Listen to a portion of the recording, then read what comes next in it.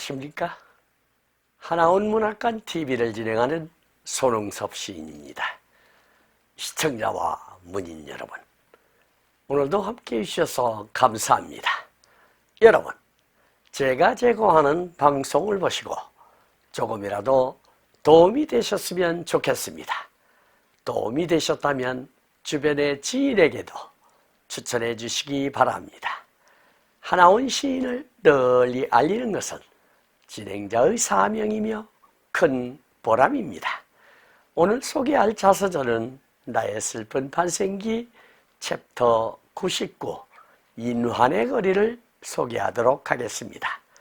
인환의 거리는 1962년 7월 30일 사판으로 발행된 나의 슬픈 반생기 236페이지에 수록된 글을 근거로 방송하게 됨을 알려드립니다. 여러분, 오늘 제 목소리가 많이 탁했는데요. 목감기 후유증으로 인하여 불편을 드려 대단히 죄송합니다. 이해해 주시기 바랍니다. 챕터 99 인환의 거리, 그리고 그 문둥이들이 먹고 살려고 하는 연명책으로 거지짓을 할 때 그들은 나라도 조국도 없고 그리고 그 육친도 없는 것 같은 감정이 치솟는다. 아니, 문둥이란 것은 사람이 아니다. 누가 문둥이를 억지로 사람이라고 부른다면 그것은 사람에 가까운 추한 불가사리 같은 짐승이라고 나는 증오하고 싶다. 저주에 가득 찬 이 세상의 시선 속에 문둥이는 동정을 받기커녕 학대만을 탁월한 팔자처럼 받으면서 살기 위하여 억지로 몸부림치고 허덕이는 참혹을 볼 때 나의 심정은 정말로 석연치 않는 어떤 반항심이 불붙는다.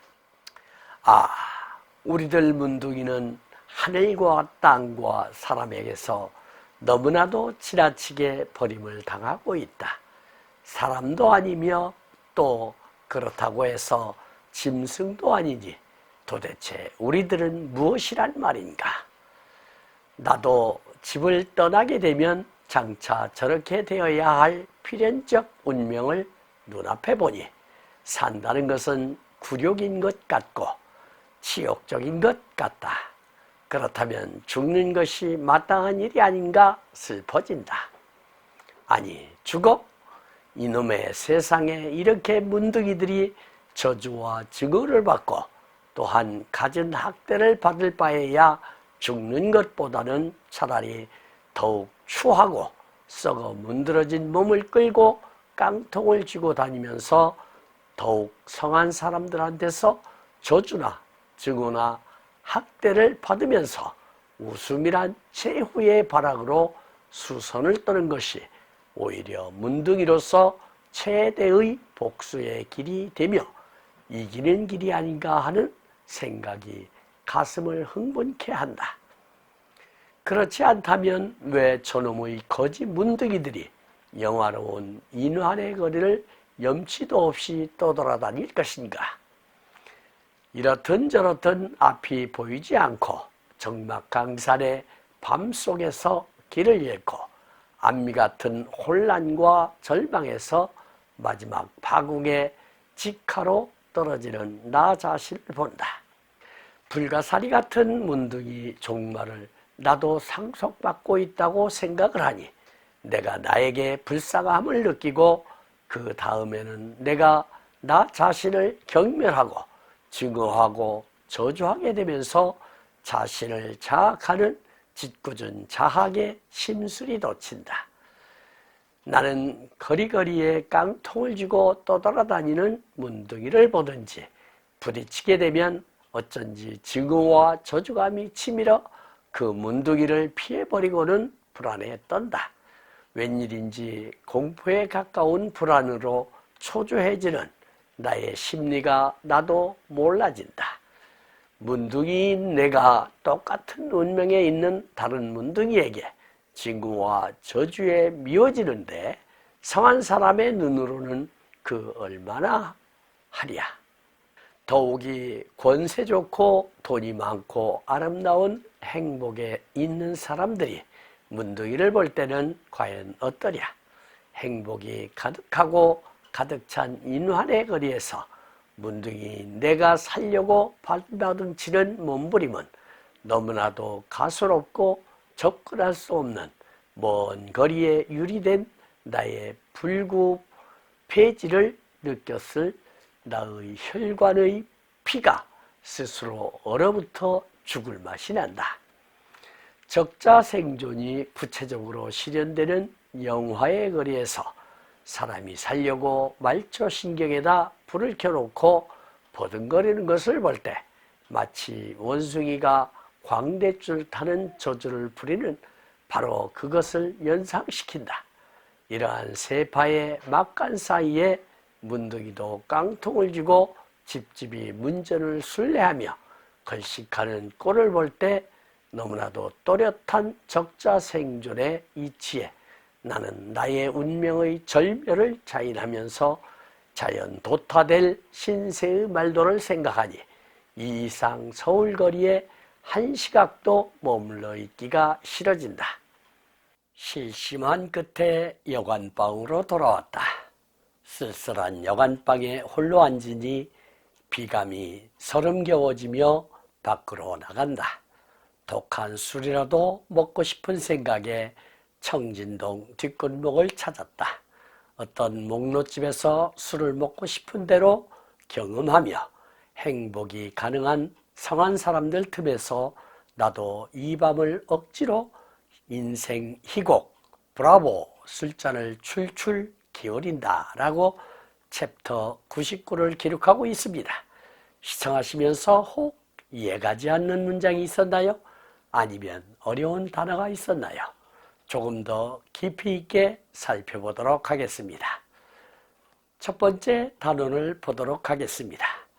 그리고 그 문둥이들이 먹고 살려고 하는 연명책으로 거지짓을 할 때 그들은 나라도 조국도 없고 그리고 그 육친도 없는 것 같은 감정이 치솟는다. 아니, 문둥이란 것은 사람이 아니다. 누가 문둥이를 억지로 사람이라고 부른다면 그것은 사람에 가까운 추한 불가사리 같은 짐승이라고 나는 증오하고 싶다. 저주에 가득 찬 이 세상의 시선 속에 문둥이는 동정을 받기커녕 학대만을 타고난 팔자처럼 받으면서 살기 위하여 억지로 몸부림치고 허덕이는 참혹을 볼 때 나의 심정은 정말로 석연치 않는 어떤 반항심이 불붙는다. 아, 우리들 문둥이는 하늘과 땅과 사람에게서 너무나도 지나치게 버림을 당하고 있다. 사람도 아니며 또 그렇다고 해서 짐승도 아니니 도대체 우리들은 무엇이란 말인가? 라고 챕터 99를 열고 있는데요.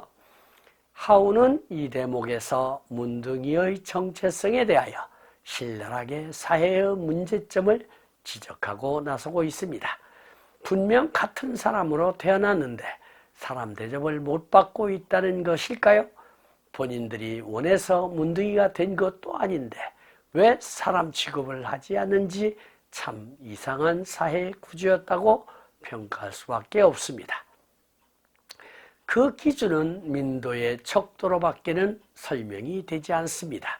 일본 치하에서 억압된 생활에 찌들다 보니 멀쩡한 사람도 인권이란 것이 말살되었는데 사람들로부터 외면당하는 문둥이에게까지 그 고상한 인권이 미칠 수가 없었겠지요.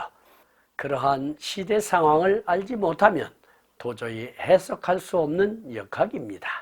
여기서 연명책이라고 하는 것은 목숨을 이어 살아가기 위한 방법이나 대책을 뜻한다 하겠습니다. 그리고 육친이라고 하는 것은 조부모나 부모, 형제와 같이 혈족 관계에 있는 사람을 뜻한다 할 수 있겠고요.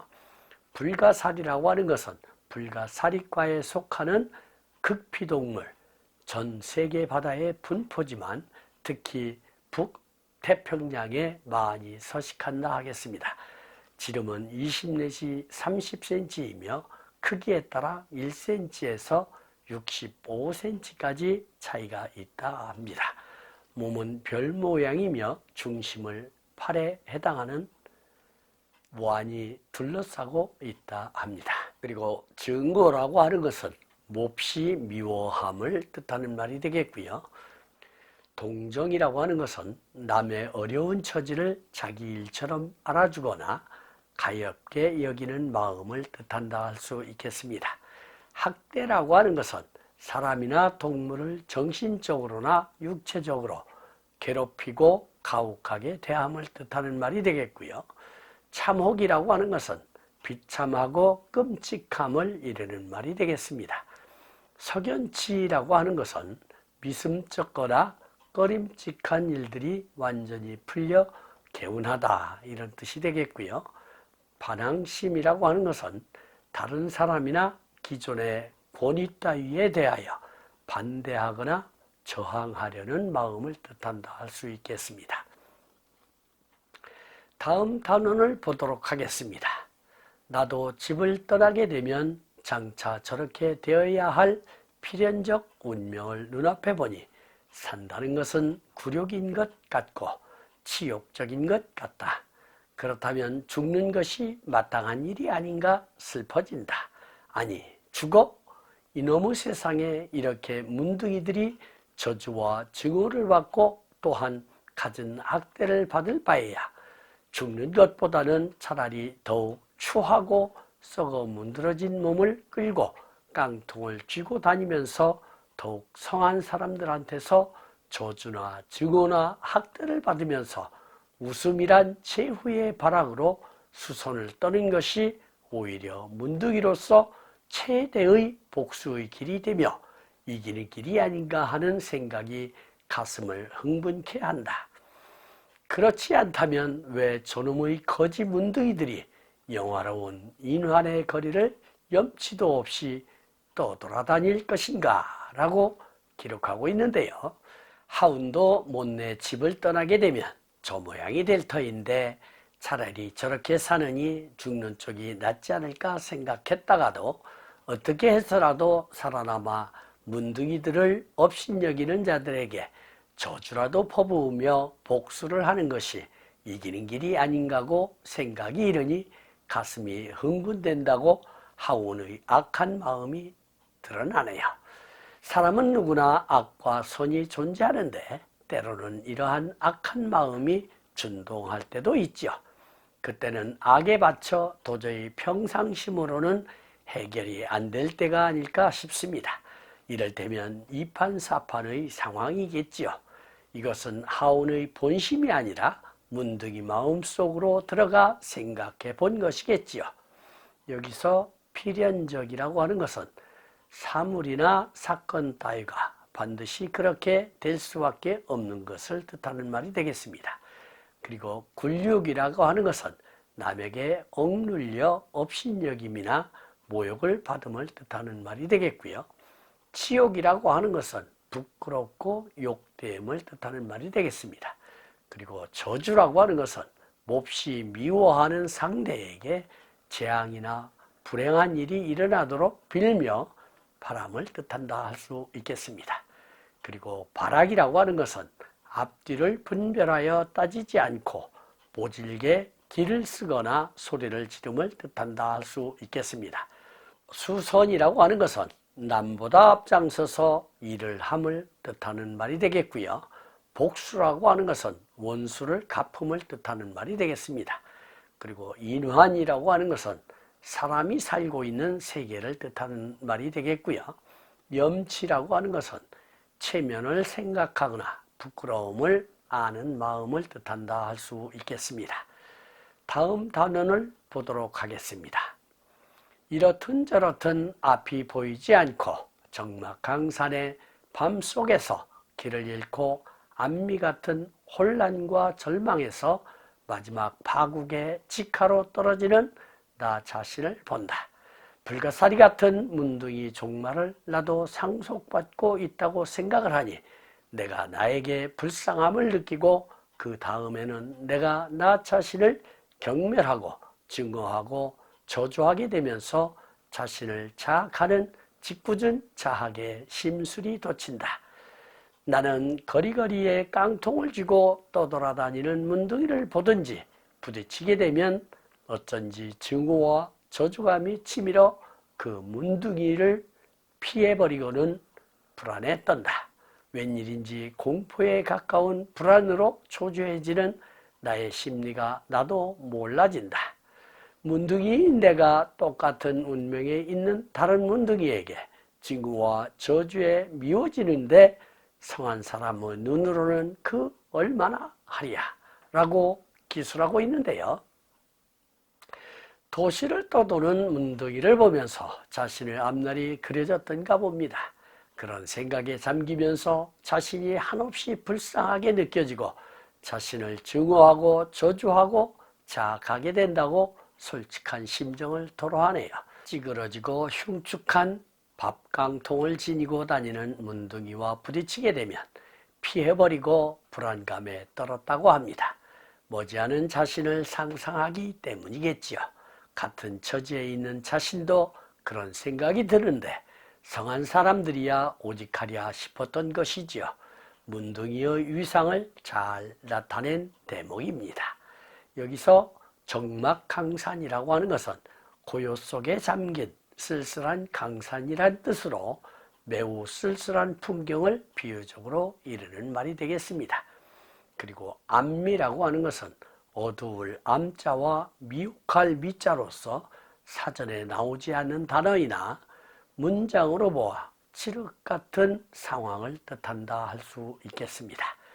파국이라고 하는 것은 어떤 일이나 상황이 잘못되어 완전히 깨어짐을 뜻하는 말이 되겠고요. 직하라고 하는 것은 바로 그 아래라는 뜻이 되겠습니다. 그리고 종말이라고 하는 것은 계속되어 온 일이나 현상의 마지막을 뜻한다 할 수 있겠고요. 상속이라고 하는 것은 일정한 친족 관계가 있는 사람 사이에서 한쪽이 죽었을 때 다른 한쪽이 호주권이나 재산의 권한, 권리, 의무 일체를 이어받음을 뜻한다 할 수 있겠습니다. 그리고 경멸이라고 하는 것은 남을 깔보아 업신여김을 뜻하는 말이 되겠고요. 심술이라고 하는 것은 짓궂게 남을 괴롭히거나 남이 잘 되는 것을 시기하는 못된 마음을 뜻한다 할 수 있겠습니다. 초조라고 하는 것은 애가 타서 조마조마함을 이르는 말이 되겠습니다. 다음 단원을 보도록 하겠습니다. 더욱이 권세 좋고 돈이 많고 아름다운 행복에 있는 사람들이 문둥이를 볼 때는 과연 어떠랴? 행복이 가능하고 가득 찬 인환의 거리에서 문둥이인 내가 살려고 발버둥치는 몸부림은 너무나도 가소롭고 접근할 수 없는 먼 거리에 유리된 나의 불구폐지를 느꼈을 때 나의 혈관의 피가 스스로 얼어붙어 죽을 맛이 난다. 적자 생존이 구체적으로 실현되는 영화의 거리에서 사람이 살려고 말초신경에다 불을 켜놓고 버둥거리는 것을 볼 때 마치 원숭이가 광대줄 타는 재주를 부리는 바로 그것을 연상시킨다. 이러한 세파의 막간 사이에 문둥이도 깡통을 쥐고 집집이 문전을 순례하며 걸식하는 꼴을 볼 때 너무나도 또렷한 적자 생존의 이치에 나는 나의 운명의 절멸을 자인하면서 자연 도타될 신세의 말로를 생각하니 이 이상 서울거리에 한 시각도 머물러 있기가 싫어진다라고 서술하고 있는데요. 평범한 범인들도 인간 취급을 하지 않는데 하물며 고관대작이나 부유층이 날마다 가득 메워 살아가는 서울의 번화가에서 볼상사나운 거지들을 볼 때 얼마나 눈꼴사납게 볼 것인가를 하오는 생각할 때 혈관의 피가 얼어붙는 듯 느꼈을 것입니다. 영화의 거리라고 하는 것으로 보아 지금의 충무로거리로 추측이 되는데, 화려한 연예인들이 수시로 오가는 거리에서 얻어먹어 보겠다고 얼씬거리니 눈에 가시처럼 보였겠지요. 집집마다 순례를 하면서 때거리를 얻어먹는 것을 볼 때 어쩔 수 없다는 것을 인정할 수밖에 없다 보니 더 이상 이 서울에서 머물기가 싫어졌다고 토로합니다. 여기서 권세라고 하는 것은 권력과 세력을 아울러 이르는 말이 되겠고요. 발버둥 치는 했는데 기를 써서 있는 힘을 다해 애쓰는 이런 뜻이 되겠습니다. 그리고 가소롭고라고 라는 뜻은 같잖고 어이없어 우습고 라는 뜻이 되겠고요. 유리된 했는데 따로 떨어져 있게 된 그런 뜻이 되겠습니다. 불구폐질이라고 하는 것은 고칠 수 없는 병으로 불구자가 됨을 뜻하는 말이 되겠습니다. 광대라고 하는 것은 넓고 큰 것을 뜻한다 할 수 있겠습니다. 세파라고 하는 것은 모질고 거센 세상의 어려움을 물결에 비유하여 이르는 말이 되겠고요. 순례라고 하는 것은 종교상의 여러 성지나 의미가 있는 곳을 찾아다니며 참배함을 이르는 말이 되겠습니다. 절멸이라고 하는 것은 완전히 없어짐을 뜻하는 말이 되겠고요. 말로라고 하는 것은 인생의 끝 무렵을 뜻한다 할 수 있겠습니다. 마지막 단원을 보도록 하겠습니다. 실심한 끝에 여관방으로 돌아왔다. 쓸쓸한 여관방에 홀로 앉으니 비감이 서름겨워지며 밖으로 나간다. 독한 술이라도 먹고 싶은 생각에 청진동 뒷골목을 찾았다. 어떤 목로집에서 술을 먹고 싶은 대로 경험하며 행복이 가능한 성한 사람들 틈에서 나도 이 밤을 억지로 인생 희곡 브라보 술잔을 출출 기울인다 라고 챕터 99를 마감짓고 있습니다. 하운이 서울의 번화가를 걷다가 목격한 문둥이의 행태를 보고 크게 낙담했던가 봅니다.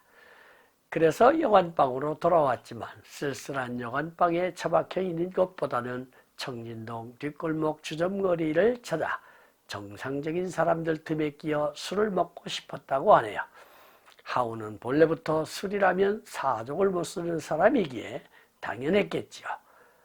아마도 아직까지는 너희들이 넘볼 수 없는 같은 사람이라고 자유하고 싶어서가 아니었을까 싶습니다. 여기서 실심한 했는데 근심이 되어 마음이 산란하고 기운이 없다라는 뜻이 되겠습니다. 그리고 비감이라고 하는 것은 처량하고 슬픈 느낌을 뜻하는 말이 되겠고요. 청진동이라고 하는 것은 서울특별시 종로구에 있는 동으로서 청진동의 동명은 1914년 동명 개정 때 조선시대부터 이곳이 한성부, 중부, 징청방과 수진방의 일부였으므로 각 방명에서 한 글자씩을 합성한 데서 유래되었다 합니다. 목로집이라고 하는 것은 구멍가게의 방언이라 할 수 있겠고요. 경음이라고 하는 것은 고래가 물을 들이켜듯 맛있다는 뜻으로서 술 따위를 아주 많이 마시는 일을 비유적으로 이르는 말이 되겠습니다. 그리고 성한했는데 사람이나 그 몸이 병이나 탈이 없다는 뜻으로 멀쩡한 상태를 뜻한다 할 수 있겠습니다. 억지라고 하는 것은 생각이나 주장을 무리하게 내세우거나 잘 안 될 일이나 해서는 안 될 일을 기어이 해내려는 고집을 뜻한다 할 수 있겠습니다. 인생 희곡이라고 하는 것은 사람이 세상을 살아가는 일을 무대 위에서 공연하는 것을 전제로 하여 대사를 중심으로 쓰인 연극 대본이라 할 수 있겠습니다. 브라보라고 하는 것은 잘한다 라는 뜻이 되겠고요. 출출이라고 하는 것은 조금 고픈 느낌이 있다라는 뜻인데 문장으로 보면 술술이 맞지 않을까 싶습니다. 지금까지 함께 하신 시청자와 문인 여러분 감사합니다. 제가 하나원 문학관 TV를 방송하는 이유는 고난과 역경을 딛고 문학의 꽃을 피우신 하나원 시인을 널리 알리기 위해서입니다. 여러분의 주변이나 하나원 시인에 관심 있으신 분께서는 인터넷 포털 다음의 카페에서 하나원 문학관을 검색하여 가입하시면 고 하나원 시인에 대한 다양한 자료를 접할 수 있으며 많은 시인과 문학활동을 함께 할 수 있습니다. 그리고 유튜브에서 하나원 문학관 TV를 검색하시면 하나원 시인의 진면목을 발견하실 수 있습니다. 다음 제292화는 하나원 시인의 자서전 나의 슬픈 반생기 챕터 100 해방호를 소개하도록 하겠습니다. 그리고 광고 말씀드리겠습니다. 하나원 문학관에서는 화면의 사진과 같이 문인의 등용문인 제호 파랑새라는 문학지를 6월 20일경과 12월 20일경 두 차례 발간하고 있습니다. 화면의 안내와 같이 2025년 전반기에 발행하는 파랑새 제11집에 기고하여 주시기 바랍니다. 더욱더 알찬 내용으로 찾아뵙겠습니다. 감사합니다. 진행의 손흥섭이었습니다.